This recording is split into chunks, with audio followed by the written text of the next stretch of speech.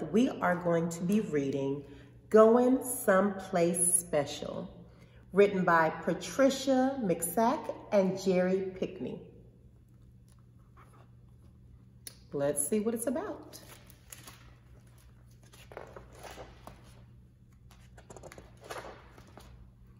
Trisha Ann was about to burst with excitement.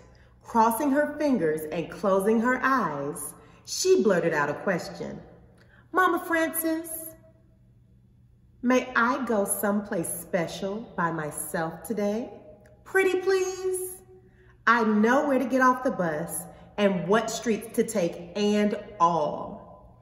Although it had another name, Trisha Ann always called it Someplace Special because it was her favorite spot in the world. "I don't know if I'm ready to turn you loose in the world," Mama Frances answered, tying the sash of Trisha Ann's dress. "Going off alone is a mighty big step." "I'm ready," the girl said, taking a giant leap across the floor. "See what a big step I can make?" Here's Mama Frances and Trisha Ann. Mama Frances chuckled all the time studying her granddaughter's face. "I trust you'll be particular and remember everything I've told you." I will, Trisha Ann said, real confident-like. Suddenly, her smile grew into a full grin. "So you're saying I can go?" "I reckon, but you best hurry before I change my mind." Pulling her pocketbook up on her shoulder, Trisha Ann blew her grandmother a thank you kiss. Then she rushed out the door and down the sidewalk. And no matter what Mama Frances called after her, hold your head up and act like you belong to somebody. Well, she's on her way to someplace special. At the corner, a green and white bus came to a jerky stop and hissed. When the doors folded back, Trisha Ann bounded up the steps and dropped in the fare, same as when Mama Frances was with her. That means that she put her money in so that she could ride the bus. The girl squared her shoulders, walked to the back, and took a seat behind the Jim Crow sign that said colored section. So because Trisha Ann was an African American, she could not sit at the front of the bus. Trisha Ann had seen such signs all her life. She recalled the first time she and Mama Frances had taken the bus ride, and her grandmother had told her, "Those signs can tell us where to sit, but they can't tell us what to think." "I'm gonna think about someplace special," Trisha Ann said to herself, and turned to look out the window. Stop by stop, the bus began to fill. At the farmer's market, people crowded on carrying bags of fruits and vegetables. Miss Garnell, Mama Frances's friend from sewing club, climbed on the bus, and she inched her way toward the back. Trisha Ann noticed that there were no seats left behind the Jim Crow sign, so she stood up and gave Miss Garnell hers.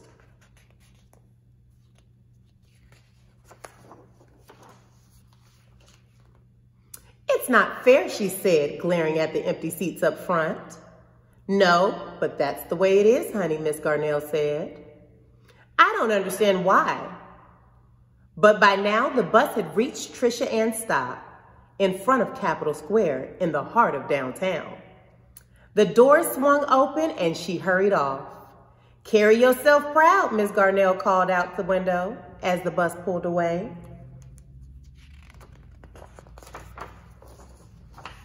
Holding her hat, Trisha Ann leaned back as far as she could.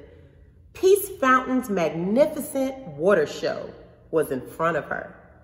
It made her dizzy to watch the sprays that shot high into the air, but she liked the feeling and turned round and round with her arms outstretched. Then giggling, she staggered on wobbly legs to a nearby bench. The water fountain is really pretty. And there Trisha Ann is, twirling around. Instantly, Trisha Ann leaped to her feet. On the bench was a sign that said, "For whites only." Her face fell, and she wished for Mama Francis's strong hand to hold. "Silly sign," she muttered, as she strutted away on her sober legs. At the edge of the square, she greeted Jimmy Lee, a street vendor. "What's got your face all clouded up like a stormy day?" he asked, handing Trisha Ann a free pretzel. "Jim Crow makes me so mad," she said. "My grandfather was a stonemason on Peace Fountain. Why can't I sit and enjoy it?" Jimmy Lee pointed to a sign in Monroe's restaurant window. He said, "My brother cooks all the food they serve. But do you think we can sit at one of their tables and have a BLT and a cup of coffee together?" Then, with a chuckle, he whispered, "Not that I want to eat any of Jesse's cooking." That man can't even scald water. The light changed and Trisha Ann carefully started across the street. "Don't let those signs steal your happiness," Jimmy Lee called after her. Whites only. Trisha Ann pulled her shoulders back and fixed her thoughts on being inside that warm and welcoming place where there were no signs. Hurry up 10th Avenue. She passed the filling station and stopped to buy a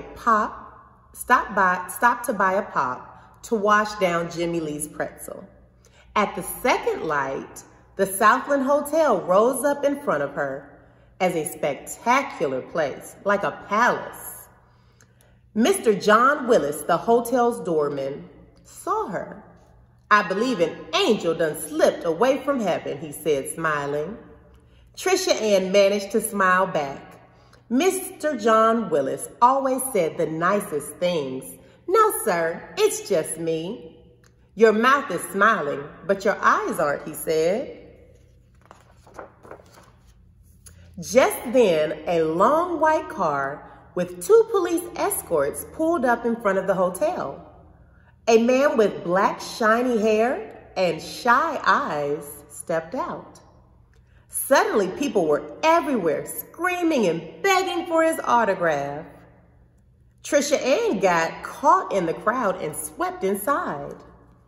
So often she wondered what it would feel like to walk on the royal red carpet that covered the double winding staircase, or to stand in the light of the chandelier that looked like 1,000,000 diamonds strung together. Now there she was, smack in the middle of the Southlands Hotel's grand lobby. There she is. Is she supposed to be in there? Somebody pointed at her. "What is she doing in here?" It seemed as if the whole world had stopped talking, stopped moving, and was staring at her. The manager pushed his way to the front of the crowd. "What makes you think you can come inside? No colored people are allowed." And he shooed the girl away with his arms. Trisha Ann backed out, shaking her head. I didn't mean," she said, trying hard not to cry. That must have been pretty scary. Hurry past Mr. John Willis, Trisha Ann ran straight into the Mission Church, where Mama Francis often stopped to rest. There is the protection of the walled garden. The girl let the tears come. "Getting to someplace special isn't worth it," she sobbed. "I'm going home." "My flowers have been watered already," came a voice above her. It was a blooming Mary. an elderly woman who took care of the garden with neither permission nor pay. Everybody said she was addled, but Mama Frances didn't agree. Blooming Mary is a kind and gentle soul. She told Trisha Ann, "You lost, child?" the woman asked. Trying to steady her voice, Trisha Ann answered, "No, ma'am. I just wish my grandmother was here to help me get to someplace special." "You can't get there by yourself?" "It's too hard. I need my grandmother." Blooming Mary nodded and thought on the matter. Then she said, "I believe your granny is here, just as my granny is here with me as I speak. Listen close. Tell me what you hear." All Trisha Ann heard was a distant buzz of a bumblebee. What was Blooming Mary talking about? But as she listened closer, she began to hear her grandmother's steady voice. "You are somebody, a human being, no better, no worse than anybody else in this world. Getting someplace special is not an easy route. But don't study on quitting. Just keep walking straight ahead and you'll make it." Trisha Ann recalled these words from many conversations they had in this quiet place. They were so comforting, she didn't feel alone anymore. She wiped her eyes and straightened her hat. "You were right, ma'am," the girl told Blooming Mary. "Mama Frances is here, and she wouldn't want me to turn back." "So you aren't lost after all," said Blooming Mary, giving Trisha Ann a bright orange zinnia. "No, ma'am, I'm not." And saying goodbye, she headed real determined like on her way. There's Blooming Mary. 2 blocks later, Trisha Ann came to the Grand Music Palace, where a group had gathered for the matinee performance. As the girl approached, a little boy spoke to her. "Howdy, I'm Hickey and I'm 6 years old today. You coming in?" Before Trisha Ann could answer, an older girl grabbed his hand. "Hush, boy," she said through clenched teeth. "Colored people can't come in the front door. They gotta go around back and sit up in the buzzard's roost." "Don't you know nothing?" his sister whispered. Hickey looked at Trisha Ann with wide, wondering eyes. "Are you going to sit up there?" "In the last 3 rows of the balcony. Why, I wouldn't sit up there even if watermelons bloomed in January. Besides, I'm going to someplace very, very special," she answered. And then Trisha Ann skipped away. "I want to go where she's going," she heard Hickey say, and his sister pulled him through the door. She's really excited about someplace special. At the corner, Trisha Ann saw a building rising above all that surrounded it, looking proud in the summer sun. It was much more than bricks and stone. It was an idea. Mama Frances called it a doorway to freedom. When she looked at it, she didn't feel angry or hurt or embarrassed. At last she whispered, "I've made it to someplace special." I wonder what that place is. Before bounding up the steps and through the front door, Trisha Ann stopped to look up at the message chiseled in stone across the front facing. "Public Library, all are welcome." She finally made it to her special place.